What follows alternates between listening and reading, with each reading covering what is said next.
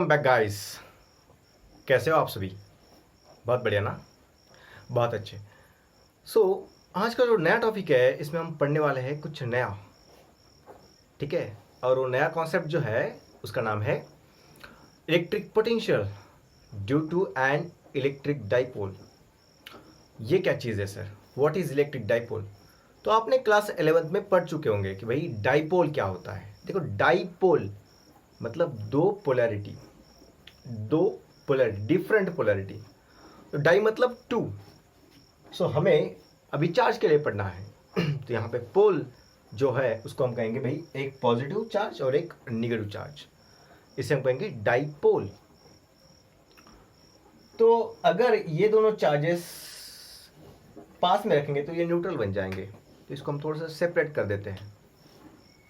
तो सेपरेट की हुई दूरी कितनी है? तो हम सोचेंगे कि भाई ये तो दो चार्जेस है, इनमें कुछ दूरी है। तो जो दूरी है देखो, इस चार्ज से इस चार्ज तक हम कहेंगे ये ट्वाइस एल इतनी दूरी है, ठीक है। अब आगे हम जानते हैं कि भाई यहाँ पे जो दो चार्जेस है इनके बीच में हमें एक डाइपोल एक्सिस नाम का एक कॉन्सेप्ट था, डाइपोल एक्सिस। तो इसको ड्रॉ करेंगे। तो डाइपोल एक्सिस क्या होती है? दो चार्जेस को सेंटर से सेंटर जो लाइन जोड़ती है उसे हम डाइपोल एक्सिस कहते हैं। तो इस दो चार्जेस को सेंटर टू सेंटर जब जोड़ेंगे ऐसे, तो इस लाइन को हम बोलेंगे डाइपोल एक्सिस। और इसकी टोटल लेंथ कितनी है? तो ट्वाइस एल है। तो भैया आधी इधर और आधी इधर कर दे तो इसका एक सेंटर पॉइंट निकलेगा। तो मान लेते भाई ये जो सेंटर पॉइंट है ओ, ठीक है, ये जो सेंटर पॉइंट ओ है इससे इधर एल है डिस्टेंस, और सेम टू सेम इधर भी एल डिस्टेंस है, ठीक है। उधर भी एल है और इधर भी एल है। अभी ये पॉजिटिव चार्ज है और ये निगेटिव चार्ज है। अब डाइपोल की केस में क्या होता है, जैसे कि यहां पे क्यू लिखा और यहां पर भी क्यू लिखा, यहां पे प्लस लिखा, यहां पे माइनस लिखा। तो मैंने क्या जाना कि बस इनका जो है ना साइन चेंज होता है। ये पॉजिटिव चार्ज है तो ये निगेटिव चार्ज है, लेकिन इसका जो मैग्नीट्यूड होता है चार्ज का वो सेम होता है। जैसे कि ये अगर 1 कूलम का चार्ज है तो ये भी 1 कूलम का चार्ज होगा, ये अगर 2 कूलम का चार्ज है तो ये भी 2 कूलम का चार्ज होगा, लेकिन ये पॉजिटिव चार्ज होगा और ये निगेटिव चार्ज होगा। अब हमें इलेक्ट्रिक पोटेंशियल निकालना है ड्यू टू डाइपोल, मतलब ये दो चार्जेस के कारण, दो डिफरेंट चार्जेस के कारण, जिसे हम डाइपोल कहते हैं, इसके कारण किसी दूर पॉइंट पे इलेक्ट्रिक पोटेंशियल कितना होगा। चाहे आप यहां पे पॉइंट ले लो, यहां पे पॉइंट ले लो, यहां पे पॉइंट ले लो, कहीं पे भी पॉइंट ले लो, उसके इन दो चार्जेस के कारण वहां पे इलेक्ट्रिक पोटेंशियल कितना होगा। तो हमने यहां पे पॉइंट लिया समझो ये, और उसका नाम दिया सी, ठीक है। और आपको क्या करना है अभी, यहां से इस सी पॉइंट से जहां पे हमें पोटेंशियल फाइंड आउट करना है, यहां पे समझो कि वीसी नाम का पोटेंशियल है, तो इस पॉइंट पे हमें एक लाइन ज्वाइन करनी पड़ेगी। कौन से पॉइंट तक? इस सेंटर पॉइंट तक। तो हम यहां से एक लाइन ज्वाइन करेंगे इस तरीके से, और इसको हम नाम देंगे स्मॉल आर, कि भैया हम लोग क्या कर रहे हैं, इस डाइपोल से आर दूरी पर, आर डिस्टेंस पर सी पॉइंट रखा है, और उस सी पॉइंट पे इस डाइपोल के सेंटर से आर डिस्टेंस पे हमने एक पॉइंट रखा है जिसका नाम है सी पॉइंट, और वहां पे हमें इलेक्ट्रिक पोटेंशियल फाइंड आउट करना है, ठीक है। तो अभी हम एक और यहां पे एडजस्टमेंट करनी होती है, वो एडजस्टमेंट करेंगे। तो हम लोग क्या करते हैं, यहां से एक लाइन ज्वाइन करते हैं, ठीक है। तो हम यहां से एक लाइन ज्वाइन करेंगे, ठीक है बेटा। सो यहां से जब हम लाइन ज्वाइन करेंगे तो ये होगा आपका, अब सीधी लाइन ड्रॉ करना है आपको, ठीक है। यहां से ये जो लाइन है इसको हम बोलेंगे R1, और ये जो लाइन है दूसरी इसको हम बोलेंगे R2। बी चार्ज को ज्वाइन करने वाला लाइन का डिस्टेंस जो है R2 है, और ए पॉइंट पे जो चार्ज है प्लस Q, वहां से सी पॉइंट तक का डिस्टेंस जो है वो है R1। आपको थोड़ा सा यहाँ पे एडजस्टमेंट करना है। एडजस्टमेंट बताता हूँ कौन सा है। तो देखो, एक बार अगर डायग्राम समझ जाए तो बाकी सब आसान है। तो मान लेते भाई ये थीटा एंगल बना रहा है, ये जो लाइन जो डिस्टेंस है सी पॉइंट का सेंटर से, ये जो लाइन है, ये लाइन इस हॉरिजॉन्टल के साथ में, इस एक्सिस के साथ में, डाइपोल एक्सिस के साथ में थीटा एंगल बना रही है। तो अभी हमें क्या करना है ना, इस लाइन को थोड़ा सा एक्सटेंड कर दो ऐसे ऐसे, ठीक है। अभी क्या होगा, अभी हमें कुछ थोड़ा सा एडजस्टमेंट करना है। अब एडजस्टमेंट किस तरीके से होगा, देखो अगर ये सी पॉइंट है तो आपके पास में ये डिस्टेंस नापना थोड़ा कठिन होगा, या फिर ये डिस्टेंस नापना थोड़ा कठिन होगा, लेकिन हमें एक चीज जरूर पता होती है, और वो कौन सी, तो इस दो चार्जेस के बीच का डिस्टेंस जो कि टॉइस एल है। तो यहाँ पे आधा डिस्टेंस और यहाँ पे आधा डिस्टेंस हम डिस्ट्रीब्यूट कर देंगे। तो ये जो एडजस्टमेंट करने के लिए हम जो कार्य कर रहे हैं थोड़ा सा, ठीक है ना, जो तामझाम कर रहे हैं, जो यहाँ पे ढिंगचिका कर रहे हैं, उसके पीछे का जो रीजन है, क्योंकि हमें ये डिस्टेंस और ये डिस्टेंस इजीली पता नहीं चलता, तो इसलिए हमें डाइपोल के बीच का, मतलब दो चार्जेस के बीच का डिस्टेंस पता होता है। तो अभी हम कैसे करेंगे, देखो तो हम लोगों को क्या करना है भाई, ये जो डिस्टेंस है ना, ये इसको हम यहां पे ड्रॉ करना चाहते हैं। तो क्या करोगे आप, एक आर्क लोगे, यहां पे रखोगे, ठीक है, कंपास में, और यहां से एक ड्रॉ करोगे तो यहां पे कहीं जाके टच होगा, बराबर है। और यहां पे, यहां से आप ऐसे ड्रॉ करो तो ये बन जाएगा यहां पे परपेंडिकुलर, ठीक है, क्लियर है। तो भैया ये जो डिस्टेंस है और ये जो डिस्टेंस है इक्वल हो जाएगा। अब इसको नाम देना पड़ेगा, ठीक है, मैं इसको x नाम देता हूं। तो मैंने एक काम किया, देखो यहां पे लिखता हूं क्या क्या काम किया, कि भैया r1 जो डिस्टेंस है वो कितना है, xc जितना, ठीक है। और एक काम करना है आपको, यहां से भी देखो ये जो डिस्टेंस है ना, ये वाला, जब मैं यहां से भी वैसे ही करूंगा, एक यहां पे लाइन ड्रॉ करूंगा परपेंडिकुलर ऐसे, ये लाइन, तो ये जो R2 डिस्टेंस है ये वो कितना हो जाएगा, यहां पे एक पॉइंट देना पड़ेगा y, तो ये होगा CY जितना, ठीक है, या फिर YC जितना, ये डिस्टेंस, ये और ये इक्वल होगा, ठीक है। अगर इतना समझ गए तो अभी बहुत का आसान होगा। देखो ये एंगल अगर थीटा है तो यहां का पीछे वाला एंगल भी थीटा होगा, अपोजिट एंगल्स आर इक्वल, ठीक है।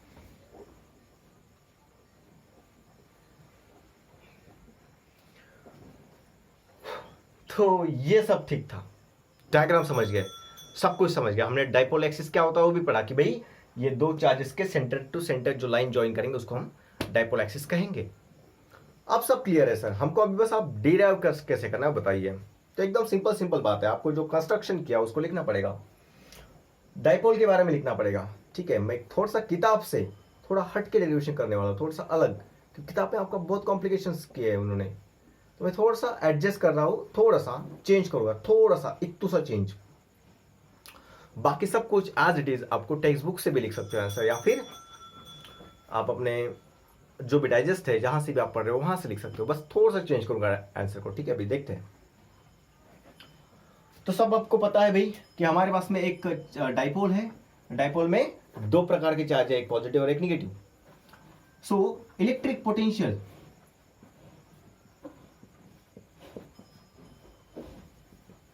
due to plus q charge at point C, इस C पॉइंट पे इस प्लस क्यू चार्ज के कारण कितना इलेक्ट्रिक पोटेंशियल होगा। तो हम पढ़ चुके हैं कि इस पॉइंट चार्ज के कारण किसी दूरी पर, समझो यहाँ पे r दूरी है, तो यहाँ पे इलेक्ट्रिक पोटेंशियल की वैल्यू क्या होती है, तो V इज इक्वल टू, यहाँ पे अगर प्लस क्यू चार्ज है तो आएगा प्लस क्यू अपॉन 4πε0 r। अगर यहाँ पे माइनस क्यू चार्ज है तो उसके कारण जो है r दूरी पे कितना इलेक्ट्रिक पोटेंशियल होगा, तो V is equal to q लेकिन माइनस अपॉन 4πε0 आ पाएगा डिस्टेंस r। ये तो सिंपल तरीका कि इलेक्ट्रिक पोटेंशियल का जो वैल्यू होता है, प्लस चार्ज के कारण प्लस पोटेंशियल होता है, पॉजिटिव पोटेंशियल होता है, और माइनस चार्ज के कारण नेगेटिव पोटेंशियल होता है, क्योंकि यहाँ पे हम साइन के साथ में चार्ज को रखते हैं। तो ठीक है, अभी यहाँ पे जो पॉजिटिव क्यू चार्ज है, ये चार्ज के कारण इस पॉइंट पे कितना इलेक्ट्रिक पोटेंशियल हो रहा है, तो हम लिखेंगे यहाँ पे, हम पहले पॉइंट को V1 कहेंगे, इस पॉइंट को 1 कहेंगे, इस पॉइंट को 2 कहेंगे, यहाँ पे हम 1 कहेंगे, यहाँ पे हम 2 कहेंगे, कि भाई V1 कितना होगा, तो यहाँ पे देखो कितना होगा, इस पॉइंट पे तो यहां पे लिखूंगा चार्ज Q लेकिन positive upon 4 pi epsilon naught, और डिस्टेंस कितना है तो भैया डिस्टेंस जो है वो R1 है। ये वो आपका number 1। Similarly electric potential due to minus Q charge at point C, तो यहां पे लिखूंगा V2। ठीक है, इस पॉइंट को 2 बोलेंगे तो भैया इस पॉइंट के कारण यहां पे इस चार्ज के कारण, माइनस चार्ज के कारण यहां पे इलेक्ट्रिक पोटेंशियल कितना होगा, तो V2 is equal to minus charge के कारण 4 पाई एप्सिलॉन नॉट, और उसकी दूरी कितनी है तो भैया R2 जितनी दूरी है। ठीक है, R2 जितनी दूरी है। तो भैया अभी इस पॉइंट पे C पॉइंट पे टोटल इलेक्ट्रिक पोटेंशियल कितना होगा, तो जब भी हमें पोटेंशियल मिलता है तो हमें पता है ये स्केलर क्वांटिटी है, potential is a scalar quantity, तो हम इसका सिंपल एडिशन कर सकते हैं, जैसे कि 1 + 2 = 3, 2 - 1 = 1, 3 + 2 = 5, सिंपल एडिशन अलजेब्रा जैसा। तो यहां पर भी total electric potential at C point पे टोटल इलेक्ट्रिक पोटेंशियल कितना होगा, तो एकदम सिंपल है, तो मैं लिखता हूं V at C net potential कितना होगा, तो यहां पे देखो V1 + V2, उसका वैल्यू देखो V1 का वैल्यू है +Q upon 4 pi epsilon not R1, और यहां पे लिखेंगे प्लस, और ये देखो चार्ज के साथ में लिखेंगे -Q upon 4 pi epsilon not R2, यहाँ पे एडिशन करना है सिंपल, तो हमने किया। अब आप सोचोगे सर देखो ये तो +Q वाला चार्ज के कारण था, ये -Q वाले चार्ज के कारण था, यहाँ पे आया माइनस साइन, तो हम इसको 0 क्यों नहीं कर देते। मेरा कहने का मतलब ये है कि भाई देखो अगर मैं यहाँ पे VC लिखूं, VC इज इक्वल टू क्या आएगा Q upon 4 pi epsilon not R1, और यहाँ पे जब प्लस और माइनस बन जाएगा तो यहाँ पे आएगा Q upon 4 pi epsilon not R2। तो आप ये कहोगे कि सर देखो इसको और इसको हम कैंसिल क्यों नहीं कर देते, क्योंकि चार्ज यहाँ पे प्लस, यहाँ पे चार्ज Q है, यहाँ पे चार्ज Q है, और यहाँ पे माइनस साइन है, तो this minus this is equal to 0 होना चाहिए। लेकिन आपको एक चीज बता देता हूं भाई कि ये जो चार्ज है +Q, इसके कारण जो इलेक्ट्रिक पोटेंशियल है यहाँ पे जो बना हुआ है वो R1 दूरी पे है और ये R2 दूरी पे है, और ये डिस्टेंस सेम नहीं है, और ये डिवाइड में दिया गया है डिस्टेंस, इसलिए ये वैल्यू और ये वैल्यू अलग अलग होगी। ठीक है, तो भैया अभी हम क्या करें, तो आपके पास में अगर आपके पास में देखो अगर R1 और R2 का डिस्टेंस पता है तो आप यही फॉर्मूले को यहीं तक रुको, फॉर्मूले आगे मत बढ़ाइए फॉर्मूले को। अगर आपको ये डिस्टेंस नहीं पता और आपको सिर्फ डाइपोल का डिस्टेंस पता है, तो हमें डाइपोल का डिस्टेंस अगर गिवन है तो हम उसके लिए क्या करेंगे, तो उसके लिए थोड़ा एडजस्टमेंट करना पड़ेगा, और एडजस्टमेंट सिखाने वाला हूं अभी। ठीक है, तो अभी हमें कुछ ट्रायंगल की जरूरत पड़ेगी। ठीक है, तो अगर आपने ये नोट कर लिया है तो मैं यहाँ पे ऊपर से मिटा रहा हूं। ओके,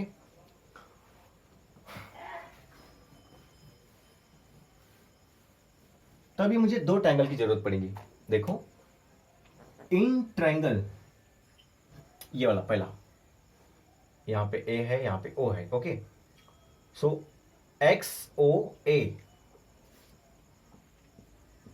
एंड ट्रायंगल दूसरा XOA लिया, YOB।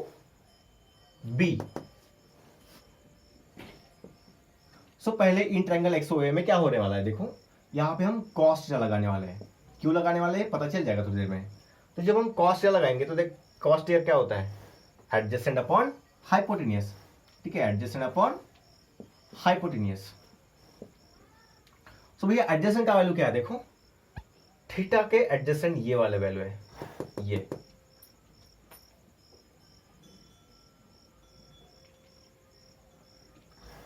ठीक है। सो वो कितना है OX अपॉन हाइपोटेन्यूज कौन है, तो ये है, ये देखो 90 डिग्री, उसके सामने वाला हाइपोटेन्यूज L। अगेन एंड यहां पे इसके लिए cos theta is equal to, यहां पे लगाओ दूसरे एंगल में वाई ओ बी में लगाओ cos theta. So again adjacent upon hypotenuse, 90 degree के सामने वाला हाइपोटेनियस, एडजेसेंट कौन है, ओ वाई और यहां पे आएगा एल डिस्टेंस। ठीक है, ओके। तो अभी हमें यहां से ओ एक्स का वैल्यू चाहिए, तो ओ एक्स देखो कितना होने वाला है, O X is equal to L cos theta. देखो इसको यहां पे लेके जाएंगे similarly, and O Y is equal to, देखो एल यहां पे आएगा तो ये बनेगा एल कॉस थीटा। तो हमें क्या मिल गया, ओ एक्स और ओ वाई की वैल्यू। आपको ये फॉर्मूला ध्यान में रखना है क्योंकि हमें R1 और R2 का वैल्यू पुट करना है। ठीक है सर, तो अभी हमने बोला कि R1 इज इक्वल टू कौन है, XC। यहां पर लिखता हूं R1 इज इक्वल टू कौन है, XC, and R2 is equal to कौन है, YC। तो पहले हम XC के लिए बात करते हैं, XC यहां पे आते हैं। तो भैया XC कितना डिस्टेंस है, ये XC, लेकिन हमको कहां तक पता है, यहां से लेके यहां तक, ये पूरा पता है सर। ओ कौन सा है, OC। तो मुझे अगर XC चाहिए, देखो ये इस लाइन को मैं यहां पे ड्रॉ कर रहा हूं, यहां पे X और यहां पे C और यहां पे O। ठीक है, तो अभी हमें चाहिए इतना डिस्टेंस, ये डिस्टेंस चाहिए हमें, ये कितना होगा, तो इसका नाम है XC। लेकिन R1 मतलब XC बोला था ना, सो XC चाहिए, लेकिन हमारे पास में तो ये है पूरा पता, कौन सा, इस R का पता है सर, इसका पता नहीं। तो देखो यहां पे XO को अगर मैं माइनस कर दूं, इतने डिस्टेंस को XO को अगर माइनस कर दूं तो क्या होगा, इस R में से तो मुझे क्या मिलेगा, XC। तो मैं देखो यहां पे लिख सकता हूं XC।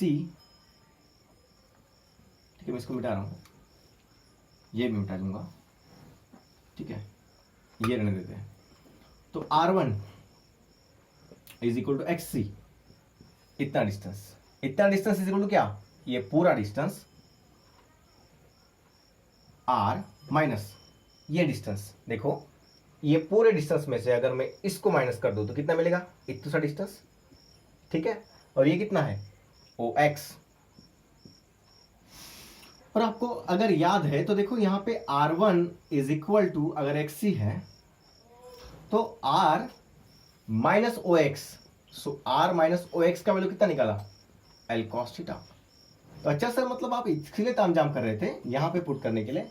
बिल्कुल, आपने सही सुना कि मैं यहां पे OX को पुट कर, OX के जगह पे मैं L के फॉर्म में वैल्यू चाहता था, L डाइपोल वाला L, उसमें से वैल्यू चाहता था। तो देखो मुझे मिल गया। और सिमिलरली यहां पर R2 क्या होगा, देखो R2 के लिए मुझे अभी दूसरे इसकी जरूरत पड़ेगी। ठीक है, मैं इसको मिटा रहा हूं। तो R2 के लिए देखो, R2 कौन सा, ये, सो हमने ये इज इक्वल टू दिस ऐसा बोला ना, देखो YC, ये YC, ये डिस्टेंस, क्योंकि ये वाला डिस्टेंस और ये डिस्टेंस इक्वल रहेगा, ये डिस्टेंस और ये डिस्टेंस कैसा है, इक्वल। तो भैया यहां पे C पॉइंट था, यहां पे Y पॉइंट था, तो ये हो गया YC डिस्टेंस। लेकिन हमें क्या चाहिए, R2, और R2 कहां तक है, देखो ये पूरा YC is equal to R2। ठीक है, लेकिन हमें तो डिस्टेंस यहां तक ही पता है, यहां तक O पॉइंट तक, और ये कितना है R, तो ये कितना है OY। तो देखेंगे ये टोटल डिस्टेंस को हम डिवाइड करते हैं, देखो R प्लस OY, R2 कितना है, R2 ये और ये इक्वल है ना, ये, तो हमें YC डिस्टेंस पता नहीं है, मतलब R2 डिस्टेंस पता नहीं है, लेकिन हम इसको दो पार्ट में डिवाइड करेंगे, ये एक डिस्टेंस प्लस ये वाला डिस्टेंस। तो ये डिस्टेंस कितना है, OC प्लस OY। ठीक है, इतना डिस्टेंस OC प्लस OY। अब देखो R2 इज इक्वल कितना होगा, OC कितना है, OC, तो OC जो है ये वाला डिस्टेंस, और ये कितना है, सेंटर से लेके C पॉइंट तक R डिस्टेंस, प्लस OY कितना है, देखो OY तो हमने यहां पे निकाल चुके, OY is equal to L cos theta. तो हमें R2 मिल गया अभी। देखो हमें R1 का वैल्यू मिल गया, हमें R2 का वैल्यू मिल गया। अब पूरा आसान हो चुका है, अब एकदम सिंपल तरीका है, ठीक है। यहां से आगे बहुत ज्यादा आसान है।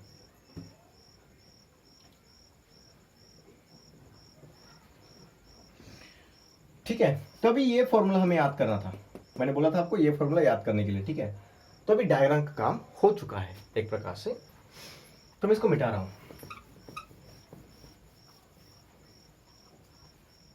अभी इसको हम नाम दे देते भाई, इक्वेशन नंबर 1 V1 को नाम दो, इक्वेशन नंबर 2 V2 का नाम दो, और इक्वेशन नंबर 3 नाम देते इसको, ठीक।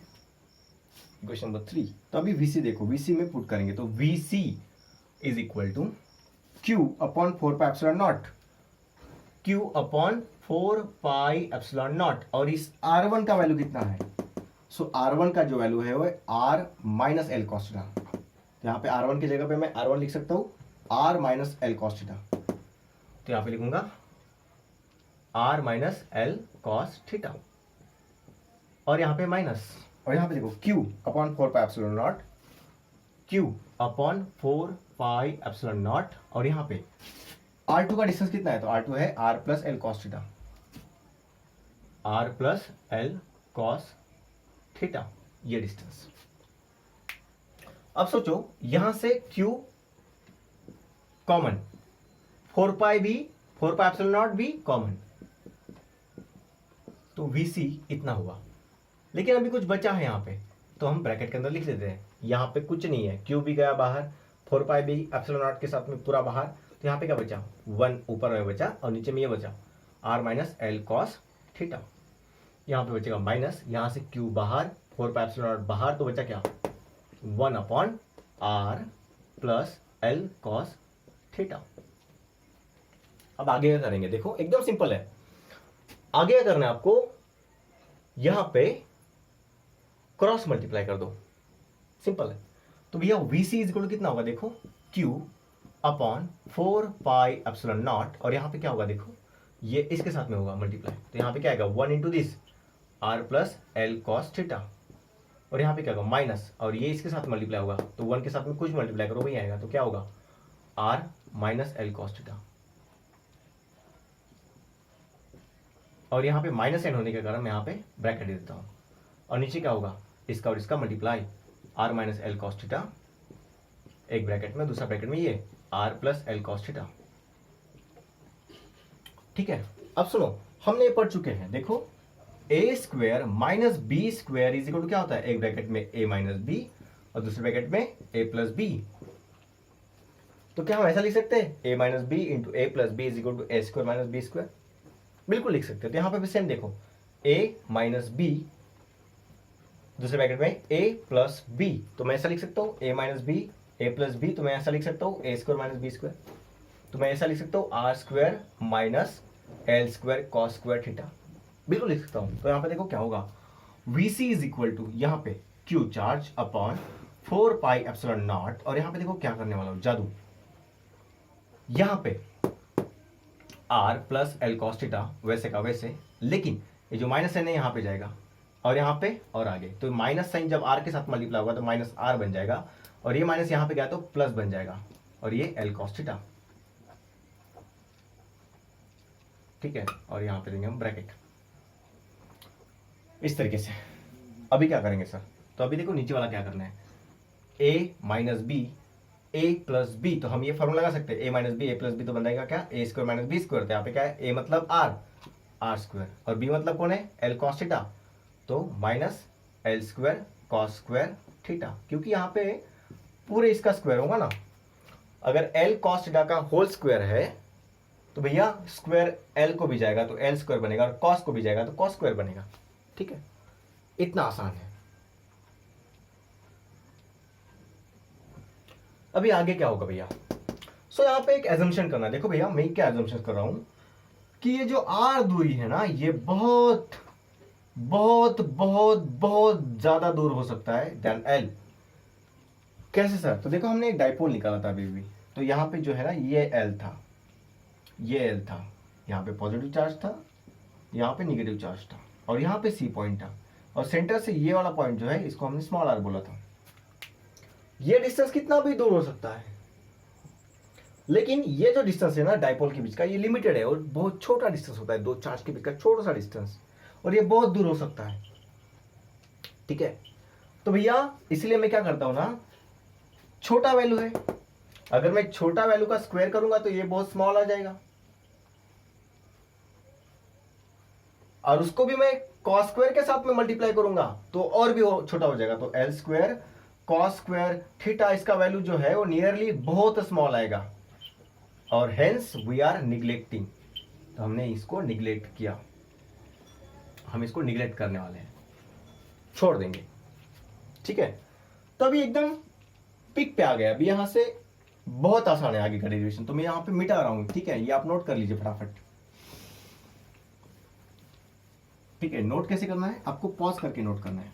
अभी तो आपका बस डेरिवेशन का आखिरी स्टेप चल रहा है, यहां से 2 स्टेप के बाद में डेरिवेशन खत्म हो जाएगा। तो डेरिवेशन देखो क्या होने वाला है, Vc is equal to q वैसे का वैसे अपॉन 4 पाई एप्सिलॉन नॉट, ये वैसे का वैसे। यहां पे कुछ गड़बड़ होने वाली, देखो ये r प्लस है, ये r माइनस है, तो मर गए, कैंसल। तो बचा क्या, L cos theta plus L cos theta, L cos theta plus L cos theta, ये बचा। और क्या बच्चा sir, L cos theta plus L cos theta बच्चा। अब नीचे में क्या बच्चा, तो सर ये तो निगलेक्ट हो गया, तो 0 कर दिया हमने इसको, ये माइनस भी उठ जाएगा उसके साथ में, तो नीचे क्या बचा, आर स्क्वायर, यहां बचेगा आर स्क्वायर। अभी क्या होगा सर, देखो Q upon 4 pi epsilon not L cos theta plus L cos theta, क्या बनेगा बेटा, 2L cos theta, 2L cos theta, और अपॉन में क्या बचा, आर स्क्वायर। ठीक है, अब देखो ये हुआ आपका electric potential at point C. Diagram तो नहीं है लेकिन आपको पता है एट पॉइंट सी, यहां पे ऐसा निकाल दो डायग्राम में। ठीक है, तो वहां पे इतना होगा। अब इसको थोड़ा सा कॉम्प्रेस कर सकते, छोटा करते थोड़ा सा। तो देखो मैं यहां पे क्या कर रहा हूं, जब हमने इलेक्ट्रिक डायपोल की बात की थी, ठीक है ना, जब हमने इलेक्ट्रिक डायपोल की बात की थी तो कितना था, dipole moment is equal to Q multiply twice L। Q यानी उस चार्ज का मैग्नीट्यूड, चाहे वो प्लस चार्ज हो या फिर माइनस चार्ज हो, हमें उससे कुछ नहीं करना, बस उसकी वैल्यू कितनी, जैसे कि उसकी 1 कूलम थी तो उसकी भी 1 कूलम थी, इसकी 2 कूलम थी तो उसकी भी 2 कूलम थी, तो यहाँ पे चार्ज की वैल्यू कितनी है, और ट्वाइस L मतलब उन दोनों चार्ज के बीच का डिस्टेंस। ये था डायपोल मोमेंट, और उसका डायरेक्शन कैसा होता था, डायरेक्शन, तो डायरेक्शन होता था डायपोल मोमेंट का, उसको हम बोलते थे पी वेक्टर ना, पी वेक्टर का डायरेक्शन होता था निगेटिव चार्ज से पॉजिटिव चार्ज की तरफ, है ना, direction from minus q charge two plus q charge, ये होता था उसका डायरेक्शन। मतलब निगेटिव चार्ज से, यहाँ पे निगेटिव चार्ज था, यहाँ पे पॉजिटिव चार्ज था, तो इस तरफ डायरेक्शन था उसका, उसको क्या बोलते हैं, पी वेक्टर। ये था डायपोल मोमेंट, इसको हम बोल सकते हैं पी, और उसका डायरेक्शन पी वेक्टर डायरेक्शन लगेगा। ठीक है, वेक्टर लगाएंगे तो मैं इसको, इस कंबाइन चीज को देखो क्या बोल सकता हूँ, Q इंटू ट्वाइस L कितना होगा, तो VC इज इक्वल टू, इसको बोल सकता हूँ P वेक्टर, या फिर मैं सिंपल P बोलूँ, पहले मैग्नीट्यूड की बात करेंगे तो यहाँ पे लिखा cos थीटा, और यहाँ पे क्या आएगा 4 पाई एप्सिलॉन नॉट, और यहाँ पे आएगा आर स्क्वायर। ठीक है, तो ये हुआ potential in the form of dipole moment, और ये हुआ डायपोल मोमेंट का वैल्यू, डिस्टेंस अगर कितना है उस डायपोल का, और यहाँ पे चार्ज उसका मैग्नीट्यूड कितना है, और एंगल अगर पता है तो आप निकाल सकते हो, या फिर यहाँ से डायपोल मोमेंट सीधा गिवन है तो यहाँ से डिस्टेंस अगर पता है आपको सेंटर से, डायपोल के सेंटर से, और अगर ये थीटा पता है तो आप निकाल सकते हो। या फिर इसका एक और तरीका हो सकता है निकालने का, देखो वेक्टर फॉर्म में कैसा लिखे इसको, वेक्टर फॉर्म में। तो देखो अब इसको इसमें क्या करता हूँ, VC इज इक्वल टू ये P upon 4 pi epsilon naught, और यहाँ पे जो है ना आर स्क्वायर को मैं और आर से मल्टीप्लाई कर देता हूँ। ठीक है, तो यहाँ पे क्या होगा, यहाँ भी आर करना पड़ेगा। ठीक है, नीचे आर तो ऊपर भी आर, और ये कॉस वैसे का वैसे। ठीक है, तो आर से मल्टीप्लाई, आर से डिवाइड किया मैंने, तो अभी क्या होगा देखो आगे, ये जो है पी आर कॉस थीटा बन जाएगा, पी आर कॉस थीटा, और नीचे क्या बनेगा 4 pi epsilon naught r cube. और आपने देखा होगा बहुत बार कि भैया P डॉट आर, ऐसा अगर डॉट प्रोडक्ट है तो हम इसको कैसे लिखते हैं, पी आर कॉस थीटा, बराबर है। तो यही चीज सेम टू सेम चीज आपको यहां पे दिख रही है, पी आर कॉस थीटा। तो मैं इसको ऐसा लिख सकता हूं, p vector dot r vector upon ये 4 pi epsilon naught r cube, ये होगा उसका आंसर, ये होगा वेक्टर फॉर्म में। इसको एक और तरीके से लिख सकते हैं, ठीक है, मैं यहां पे मिटा रहा हूं, यहां पे डेरिवेशन थोड़ा सा बड़ा है, लेकिन आपने अगर स्टेप बाय स्टेप लिखा तो बहुत आसान हो जाएगा आपको, ठीक है। ये देखो अभी VC कितना हुआ, तो सर VC हुआ, इसको P वेक्टर लिखूंगा, ये इसको क्या लिखूंगा, देखो R वेक्टर, ठीक है, इसको मैं लिखूंगा R वेक्टर। तो मैं R वेक्टर को इस तरीके से लिख सकता हूं, देखो R मल्टीप्लाई यूनिट वेक्टर, बराबर है, यूनिट वेक्टर बताए उसका डायरेक्शन और R जो है उसका मैग्नीट्यूड है। तो हम इसको किसी भी वेक्टर को हम इस तरीके से लिख सकते हैं, R मैग्नीट्यूड मल्टीप्लाई उसका यूनिट वेक्टर। तो यहाँ पे मैंने वैसे लिखा। अब नीचे क्या होगा, 4 पाई एप्सिलॉन नॉट और यहाँ पे आएगा R क्यूब। अब देखो ये R एक है और यहाँ पे 3 R है, तो यहाँ से मैं एक R को खा जाऊंगा, तो कितना बचेगा, R स्क्वायर। तो हमारे पास में क्या आंसर बचेगा, VC is equal to P vector dot R vector, लेकिन unit vector upon 4 pi epsilon not R square, ये बचेगा आपका वेक्टर फॉर्म में, ठीक है। ये तो सब हो गया सर हमारा। सो इलेक्ट्रिक पोटेंशियल को हमने डाइपोल मोमेंट के फॉर्म में लिखा, ठीक है। तो यहां तक सब ठीक था सर, आपने सब कुछ एकदम क्लियरली बताया। क्या होगा सर अगर ये जो थीटा का एंगल है कहां गया, यहां पे, इसकी बात करते हैं, ठीक है। तो अभी ये मिटा रहा हूं मैं पूरा पूरा, ठीक है। अभी हम एंगल की बात करेंगे डायग्राम में, ठीक है। थोड़ा सा एंगल के ऊपर आते हैं, ये किस काम का नहीं अपने।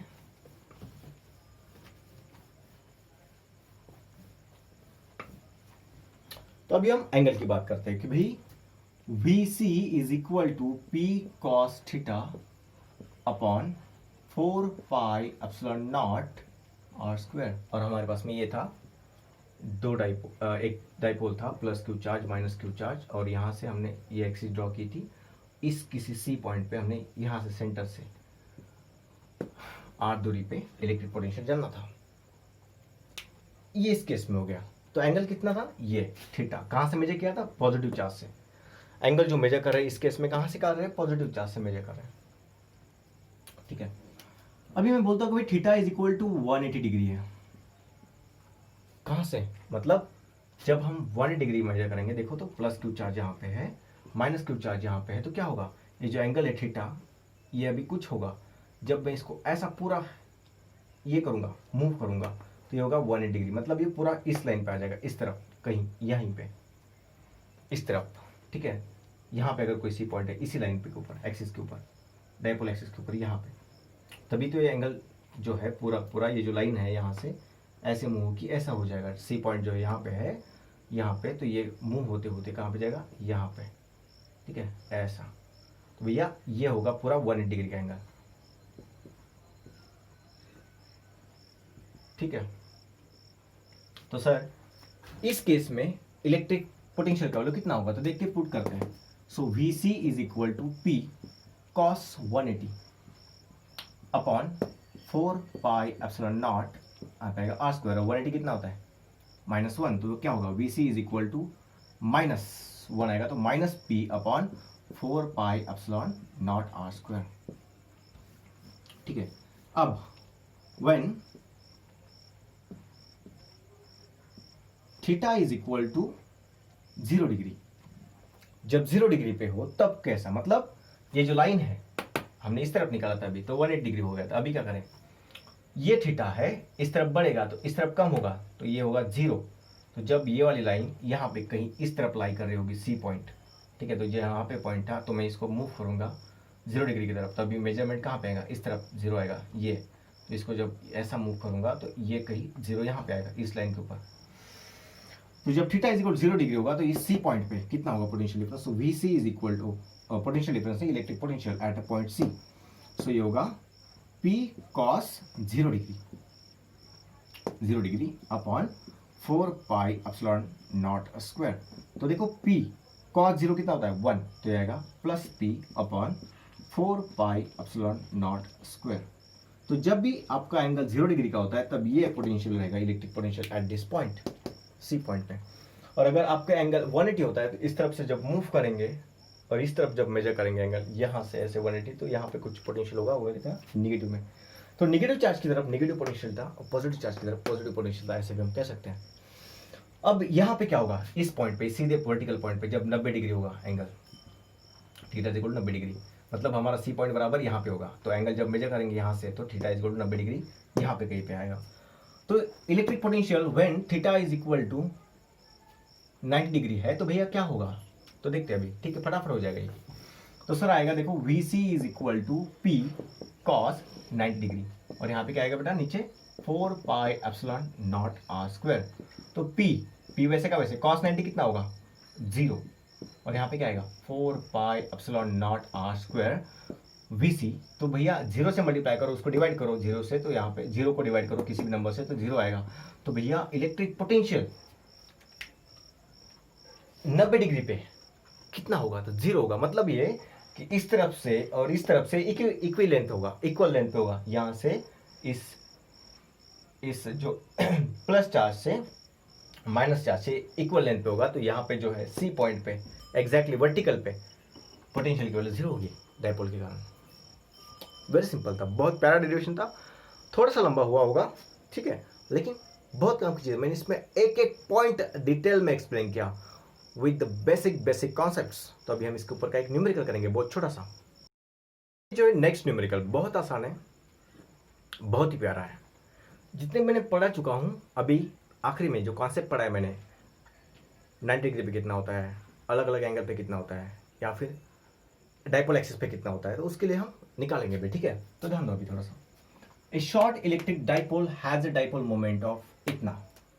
सो हमें डायपोल मोमेंट यानी कि P का वैल्यू गिवन है, और वो कितना है 1 × 10⁻⁹ कूलम मीटर। ये देखो कैसे हुआ, तो भैया P का फॉर्मूला क्या था, Q मल्टीप्लाई ट्वाइस L। तो भैया Q किस में गिनेंगे कूलम में, और लेंथ किस में गिनेंगे मीटर में, तो इसलिए यहाँ पे जो डायपोल मोमेंट का जो यूनिट होता है कूलम मीटर। तो आप यूनिट से भी जान सकते हो, या फिर यहाँ पे डायपोल मोमेंट से क्यों नहीं, इतना डायपोल मोमेंट है करके। उसके बाद determine the electric potential due to a dipole at a distance of r, distance यानी r, ठीक है, डिस्टेंस यानी r दिया है, और वो कितना है r is equal to 0.3 metre from the centre of the dipole. Dipole के सेंटर से डिस्टेंस गिवन है हमें, ठीक है। सो अगर हमें डायपोल के सेंटर से डिस्टेंस गिवन है तो अभी हमें मतलब r गिवन है, ठीक है। तो इस प्रकार से आपका कोई डायपोल होगा, ये यहाँ पे एक चार्ज होगा, यहाँ पे एक चार्ज होगा, और इस किसी सी पॉइंट पे आपको अगर निकालना है तो यहाँ से ये जो r की दूरी है ये 0.3 मीटर होगी, और यहाँ पे एक चार्ज होगा, यहाँ पे एक चार्ज होगा, तो यहाँ पे इसका डिस्टेंस ट्वाइस L होगा दोनों के बीच में। और यहाँ पे जो P का वैल्यू है वो पोटेंशियल डायपोल मोमेंट का होगा इतना। तो अब सिंपल सी बात है, हमें पता है भाई नंबर 1 क्या निकालने के लिए बोला, तो निकालने के लिए बोला on the axial line, on axial line, ठीक है। एक्सियल लाइन पे इलेक्ट्रिक पोटेंशियल की वैल्यू कितनी होती है, यहाँ पे देखो V इज इक्वल टू क्या फॉर्मूला है, P cos theta upon 4 pi epsilon not r square. तो भैया एक्सियल लाइन पे कितना होगा,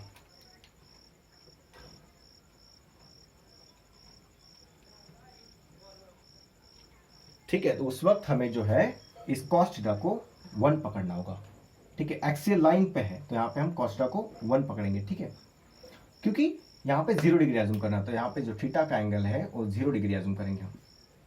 एक्सियल लाइन पे हो रहे नहीं, इस लाइन के ऊपर, इसी लाइन के ऊपर कहीं पर भी, ठीक है। तो अभी देखो आगे क्या होने वाला है, P upon 4 pi epsilon r square.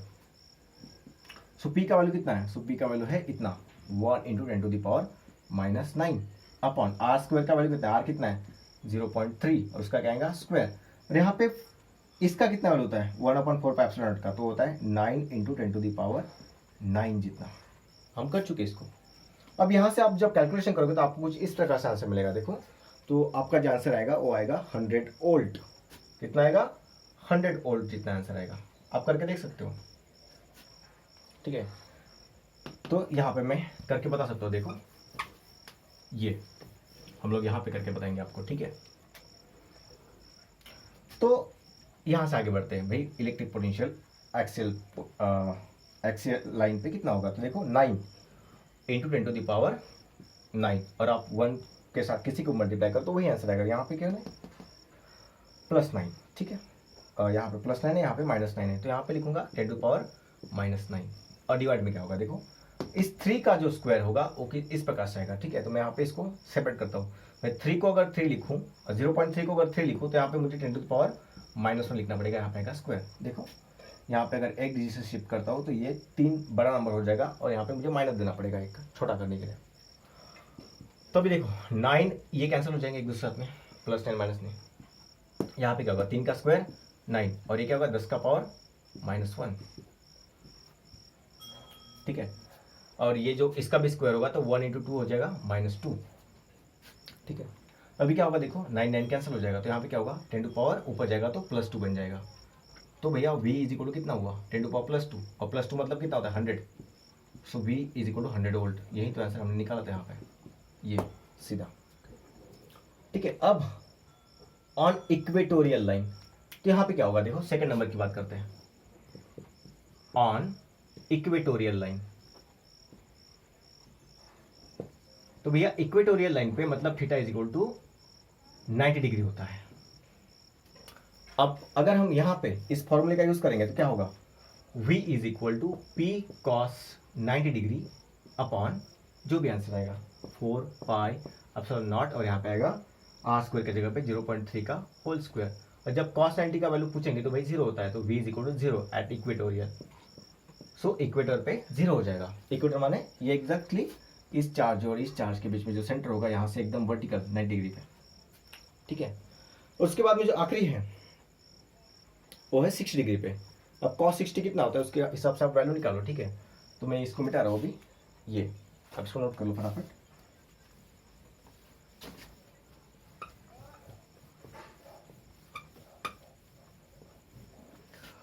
तो देखो अभी क्या होगा, यहाँ पे थर्ड पॉइंट सी पॉइंट को ही देखते हैं।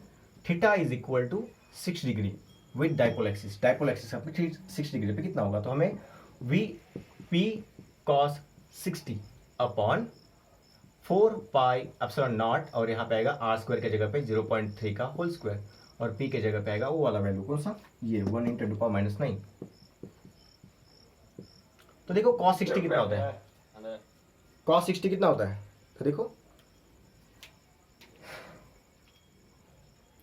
तो भैया cos 60 होता है हाफ 1/2। सो यहाँ पे देखो क्या आएगा, यहाँ पे आएगा ये 1 × 10⁻⁹, यहाँ पे आएगा 1/2 और ये कितना होगा 9 × 10⁻⁹, इसका वैल्यू 1 अपॉन इसका वैल्यू। और 0.3 का स्क्वायर क्या होगा, तो 3 का स्क्वायर आता था 9 × 10⁻⁻2, ये था। अब फिर 9 9 कैंसिल किए थे, ये कैंसिल हो गया था, 1 गया काम से तो ये ऊपर जाता था। सो 10 टू पावर +2 ऊपर गया और ये 1/2 जो है ये नीचे आएगा 2 यहाँ पर, तो 100/2 बनता था, तो यहाँ बनता था 50 वोल्ट। सो ये था इलेक्ट्रिक पोटेंशियल 50 वोल्ट। तो देखो एंगल के हिसाब से पोटेंशियल के वैल्यू अलग अलग आने लगा। पहले जब इक्वेटोरियल लाइन पे निकाला था तो 0 डिग्री के कारण वहाँ पे 100 वोल्ट आया था।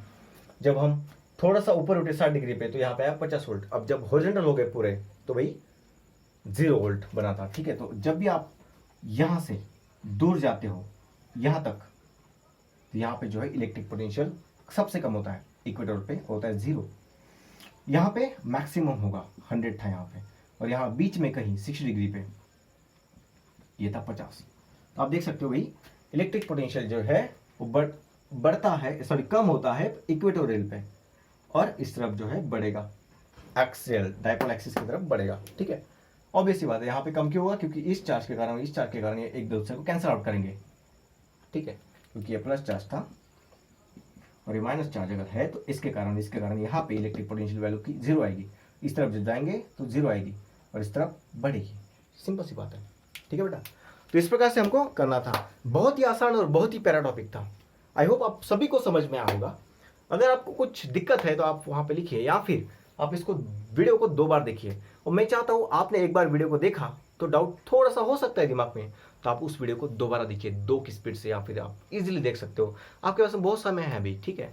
तो आप आराम से देखिए, मैं आपके साथ हूँ। चलो मिलते हैं नेक्स्ट वीडियो में, तब तक के लिए बाय बाय।